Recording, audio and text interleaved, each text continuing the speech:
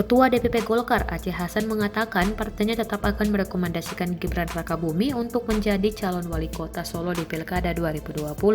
Meskipun hingga saat ini partai PDIP belum memastikan untuk mengusung Gibran atau tidak, Golkar akan tetap mendukung putra sulung Presiden Joko Widodo tersebut. Menurutnya Gibran unggul berdasarkan hasil survei dan berharap bisa kerjasama pada Pilkada Solo 2020.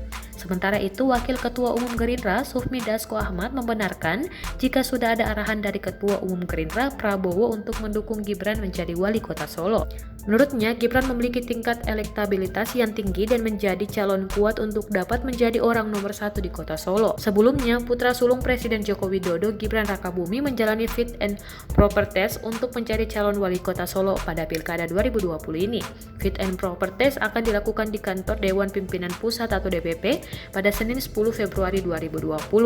Setelah menjalani fit and proper test, Gibran menyatakan akan tetap setia dengan partai PDIP jika nanti tidak mendapat rekomendasi untuk menjadi calon wali kota Solo.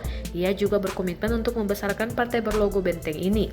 Ayah dari Jan Etes ini mengaku optimis dengan hasil fit and proper test yang sudah dijalaninya. Menurutnya cukup banyak pertanyaan yang diajukan termasuk visi dan misi yang diusung untuk memajukan kota Solo. Ketika ditanya mengenai dana kampanye, Gibran mengungkapkan jika sudah mempersiapkan hal tersebut sebelum maju ke kontestasi politik.